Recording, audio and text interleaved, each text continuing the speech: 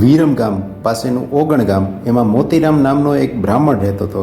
એ બ્રાહ્મણને બે દીકરા હતા, સૂરજરામ અને આનંદરામ. સૂરજરામ બ્રાહ્મણ જે હતો એ ભિક્ષાવૃત્તિ કરીને પોતાનો જીવનનો નિર્વાહ ચલાવતા હતા. હવે થોડો ટાઈમ થયો અને પિતા મોતીરામનું અવસાન થઈ ગયું. બાદમાં એ સૂરજરામ જે છે એ અમદાવાદ જતા રહ્યા, ત્યાં પોતાનો નિર્વાહ કરવા લાગ્યા. હવે થોડા ટાઈમ પછી સૂરજરામને ત્યાં દીકરો જન્મ્યો. એવામાં હવે કોઈને કોઈ બ્રાહ્મણો આવે ને જોશ જોવે, એમાં એકવાર કોઈકે એવું કીધું કે આ દીકરો તમારો છે પણ તમારો નહીં રહે. એટલે સૂરજરામને તો લાગે એવું કે ભાઈ આટલી બધી મહેનત કરીને મોટો કરવો ને એ મારો નહીં રહે તો પછી એને રાખવાનો મતલબ જ શું. રામચરિત માનસના રચયિતા તુલસીદાસજી, એમનો પણ આવો જ પ્રસંગ હતો કે નાનપણમાં કોઈકે એવું જ્યોતિષ જોયું કે આ અશુભ છે, તો એમના માતા પિતાએ એમનો ત્યાગ કર્યો. તો એવી રીતે આ સૂરજરામે પણ પોતાનો દીકરો જે હતો એનો ત્યાગ કર્યો અને ત્યારે અમદાવાદમાં દરિયાખાનનો ઘુમ્મટ જે છે ત્યાં દીકરાને મૂકીને પછી સૂરજરામ જતા રહ્યા. હવે બીજી બાજુ થાય છે એવું કે ડોસાતાઈ નામનો એક મુસ્લિમ વ્યક્તિ એ ત્યાંથી પસાર થાય અને બાળકનું રુદન સાંભળે એટલે એને થયું કે અહીંયા બાળક ક્યાંથી કહે. એટલે જોયું તો ત્યાં તો દીકરો કોઈ મૂકેલો હતો ત્યાં. એટલે એ જમાનામાં દીકરીનો ઘણીવાર આવી રીતે ત્યાગ કરતા, તો એને થયું કે દીકરી હોય તો હજી ઠીક છે, આ તો દીકરો છે. અને ડોસાતાઈને પોતાને દીકરો નહોતો. ઘણા ટાઈમથી પતિ પત્ની બંને દીકરા માટે ખુદાને બંદગી કરતા હતા પણ મળતો નહોતો. એટલે ડોસાતાએ એ દીકરાને લઈને ઘરે જતા રહ્યા અને બંને પતિ પત્ની ખુશ થઈ ગયા કે ખુદાએ અમારી વિનંતી સાંભળી અને અમને દીકરો આપ્યો. એનું પાલન પોષણ કરીને એને મોટો કરવામાં બંને લાગી ગયા. અને એ બાળક હતું એકદમ દેખાવડું હતું, એટલે એક પ્રકારનું નૂર એના ચહેરા ઉપર દેખાઈ આવે. એટલા માટે એ બાળકનું નામ નૂરતાઈ રાખ્યું. મુસ્લિમ પરિવારોમાં સંગીતનું થોડુંક એમ કહી શકાય કે શોખ હોય તો, અને એમની ગાયકી પણ હોય છે. એટલે આ બાળકને થોડોક સંગીત પ્રત્યેનો રસ જોઈ ડોસાતાઈને થયું કે આ બાળક જો સંગીત તરફ આગળ વધે અને રાજા મહારાજાઓને રીઝવે તો આપણું પણ સારું થાય. એટલા માટે એને થોડુંક સંગીતનું શિક્ષણ પણ અપાવ્યું અને એ બાળકને સંગીતમાં રસ પણ હતો, એ જોઈને જ શિક્ષણ અપાવ્યું. જોતજોતામાં બાળક થોડો મોટો અને સમજણો થયો અને એક વખત ડોસાતાઈને સૌરાષ્ટ્રમાં આવવાનું થયું. સાથે નૂરતાઈ પણ હતો અને સ્વામિનારાયણ ભગવાનના સંતો, ત્યારે એમનો યોગ થયો એ સંતોનો. એટલે ડોસાતાઈ અને નૂરતાઈ બંને એ સાધુઓ પાસે, સ્વામિનારાયણ ભગવાનના સાધુઓ હતા એમની પાસે જઈને બેઠા, થોડી વાતો સાંભળી. તો એમાં નૂરતાઈને કંઈક અલગ જ આકર્ષણ લાગ્યું આ સાધુ પાસે. તો એ કે મારે એમની સાથે જ આવવું છે. એટલે ડોસાતાઈએ ત્યારે ના પાડી કે ના, આપણે એમની સાથે ન જવાય. એટલે ગમે એમ કરીને પાછા ઘરે લાવ્યા. પણ બાળ હઠ છે એ જલ્દીથી જાય નહીં. થોડા ટાઈમ પછી વળી પાછું એ બાળકે આવી રીતે હઠ લીધી. એટલે પછી ગઢડા, જ્યાં ભગવાન સ્વામિનારાયણ બિરાજતા હતા, ત્યાં એક વખત ડોસાતાઈ અને આ નૂરતાઈ બે જાય છે. એટલે દાદાના દરબારમાં નૂરતાઈ અને ડોસાતાઈ જાય છે અને એક દિવસ ત્યાં રોકાય છે. પછી બીજા દિવસે ડોસાતાઈ જ્યારે જવા માટે નીકળે છે ત્યારે નૂરતાઈ કહે કે મારે તો તમારી સાથે નથી આવવું, મારે તો અહીંયા જ રહેવું છે. અને શ્રીજી મહારાજના ચરણોમાં પડીને વિનંતી કરવા માંડ્યા કે મને અહીંયા જ રાખી લ્યો તમે, મારે હવે પાછું નથી જવું. એટલે પછી શ્રીજી મહારાજે કીધું કે જો એ બાળકને અહીંયા રહેવું હોય તો રહેવા દો ને. બસને તો બાળકો વાલા હોય છે, એ થોડા એમ છૂટે. પછી શ્રીજી મહારાજે કીધું કે તમે યાદ કરો છો આ દીકરો તમારો છે. એટલે ડોસાતાઈને દરિયાખાનના ઘુમ્મટવાળી ઘટના યાદ કરી અને યાદ આવી ગયું કે ના, મારો તો નથી. એટલે પછી ડોસાતાઈએ કીધું કે ના, આ તો મને ખુદાએ આપેલો છે. એટલે પછી ડોસાતાઈએ કીધું કે આ તો હું એક જ વાત જાણતો હતો અને તમે અંતર્યામી હોય તો જ આ વાત જાણી શકો. એટલે ખુદા જેવું એમને વિશ્વાસ શ્રીજી મહારાજમાં ડોસાતાઈને બેઠો અને દીકરો એમને અર્પણ કર્યો. પછી તો આ બાળક શ્રીજી મહારાજ સાથે જ રહેવા માંડ્યો અને એમને શ્રીજી મહારાજ સાથે ગાઢ પ્રેમ પણ હતો. એટલે થોડો ટાઈમ ગયો એટલે શ્રીજી મહારાજને બીજા સાધુ સંતો પાસે એવું પ્રસ્તાવ લાગ્યો કે મારે આને સાધુ કરવો છે. હવે એ જમાનામાં એક મુસ્લિમ બાળકને સાધુ કરવો એ થોડુંક અઘરું હતું, શક્ય ન હતું એના જેવું હતું. વધુમાં વધુ પાર્ષદ રહી શકે, સફેદ વસ્ત્રો ધારણ કરેલા જે હોય એવી રીતે કેસર મિયા અને બીજા એક બે પાર્ષદ તરીકે સેવા આપતા. સ્વામિનારાયણ ભગવાનની ઈચ્છા હતી કે એમને સાધુની દીક્ષા આપવામાં આવે એ બાળકને. એટલે પછી કોઈ સાધુમાંથી જ બધા સાધુનું પ્રતિનિધિત્વ કરીને કોઈ સાધુએ કીધું હશે કે એ બધું તો બરાબર, પણ ભોજનની પંક્તિમાં કે એમને જો અલગ રાખવામાં આવે તો અમને કોઈ અડચણ નથી. એટલે પછી શ્રીજી મહારાજે એ માન્ય રાખ્યું અને સ્વીકારીને પછી શ્રીજી મહારાજે એમને દીક્ષા આપી અને એમનું નામ પાડ્યું નિજબોધાનંદ સ્વામી. પછી એમને સંસ્કૃતના અભ્યાસની વ્યવસ્થા કરી દીધી.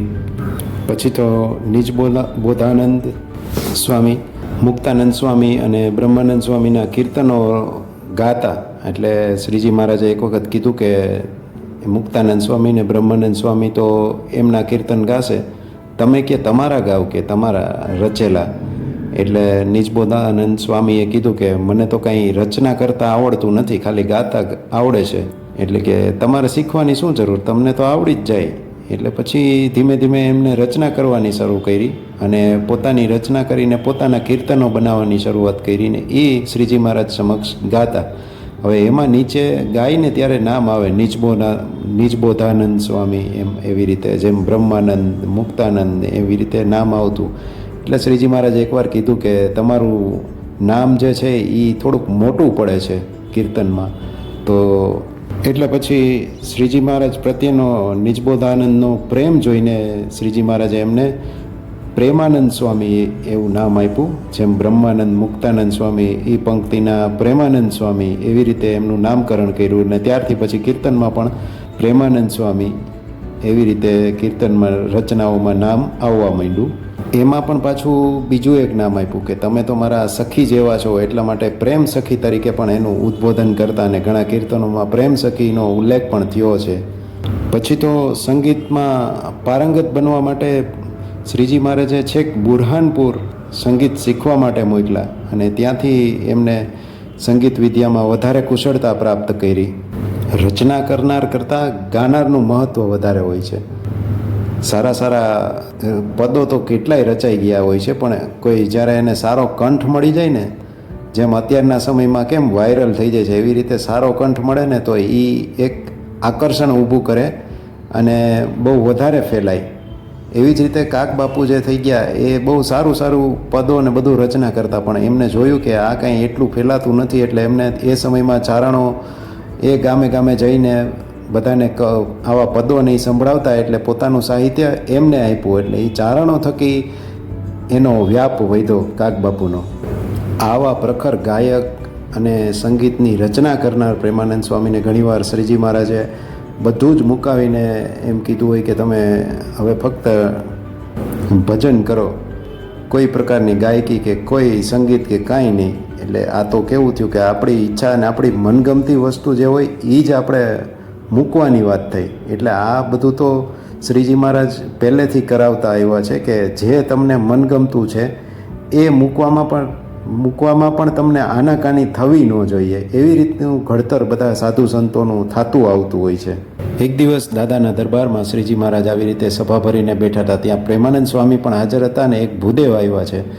અને સભામાં જે સંગીત ચાલતું હોય એમાં થોડાક આવ્યા હતા, એમનું માથું જરાક હલતું હતું. એટલે એમને થયું કે આમને પણ થોડુંક કંઈક સંગીતમાં રસ હશે. એટલે એ ભૂદેવને પૂછ્યું કે તમને કાંઈ આવડે છે તો રજૂ કરો. એટલે ભૂદેવ કહે કે મને તો માતાજીનો ઉપાસક છું એટલે માતાજીનો ગરબો આવડે છે. તો શ્રીજી મહારાજ કહે વાંધો નહીં, તો તમે એ ગાઓ. એટલે પછી એને માતાજીનો ગરબો ગાયો. માળી તારું મુખડું જોઈને આજ, એવી રીતનો એક ગરબો ગાયો. અને એ ગરબાનો ઢાળ ખૂબ જ સુંદર હતો, શ્રીજી મહારાજને ગમી ગયો. એટલે તરત પ્રેમાનંદ સ્વામી એ આ ગરબો વ્યવસ્થિત રીતે સાંભળી લીધો અને એમને વાહકારો કર્યો મહારાજે. એટલે સમજી ગયા કે મહારાજને આ ઢાળ ગમ્યો છે, એટલે એ ઢાળ ઉપર જ હું કંઈક પદની રચના કરું. એટલે બીજા દિવસે સવારે પછી પ્રેમાનંદ સ્વામીએ આ જ ઢાળમાં વંદુ સહજાનંદ રસરૂપ નામના જે પદો છે એ પદોની રચના કરીને શ્રીજી મહારાજની સામે પ્રસ્તુત કર્યા અને એ ગાયું. આ પદ ગાયું એટલે પેલા જે ભૂદેવ હતા જેને ગરબો ગાયો હતો એને પણ આમ આંખમાં આંસુ આવી ગયા કે મારા ગરબાના ઢાળ ઉપરથી આને આટલા સરસ પદો બનાવ્યા. એટલે એ પણ આમ અંદરથી આનંદિત થઈ ગયા. પછી શ્રીજી મહારાજે એ ભૂદેવને પૂછ્યું કે તમારા દીકરા કેટલા? એટલે એ ભૂદેવે કીધું કે મારે તો એક દીકરો હતો, 11-12 દિવસનો થયો ત્યારે મેં એમને દરિયાખાંડના ઘુમટ પાસે ત્યાગી દીધો હતો. પછી શ્રીજી મહારાજે કીધું કે તમે એ બાળકને અત્યારે તમને મળે તો ઓળખી શકો? એટલે ભૂદેવે કીધું કે અત્યારે તો મને એ વિચારે કંપારી છૂટાવે છે કે એ અત્યારે જીવિત હશે કે નહીં. એટલે પછી શ્રીજી મહારાજે કીધું કે ભૂદેવ તમે જે ત્યજેલું બાળક હતું એ તમને અત્યારે સામે મળે તો તમે એને ઓળખી શકો? એટલે ભૂદેવે કીધું કે ત્યારે એને ને અત્યારે તો કેટલા વર્ષો થઈ ગયા કે એ તો કેવી રીતે ઓળખાય, પણ કે હું બ્રાહ્મણ છું ને જ્યોતિષ થોડુંક જાણું ને એ જ કારણે મેં એને ત્યાગ કરેલો. પણ એટલું મને ખ્યાલ છે કે એમના હાથમાં ધ્વજા, ચંદ્ર અને પગમાં ઉર્ધ્વ રેખા હતી. એટલે પછી શ્રીજી મહારાજે કીધું કે જો આ પ્રેમાનંદ સ્વામી સામે બેઠા ને કે એમને જોવો જોઈએ એમના હાથમાં ને પગમાં કાંઈ છે. એટલે પછી ભૂદેવે જોયું અને પછી એમને એ જ ચિહ્નો બધાય દેખાણા. એટલે ખ્યાલ આવી ગયો કે આ મારું ત્યજેલું બાળક હતું એ જ પ્રેમાનંદ સ્વામી છે. પછી તો સૂરજરામ ધ્રુસકે ધ્રુસકે રડવા લાગ્યા અને પ્રેમાનંદ સ્વામીની માફી માંગી.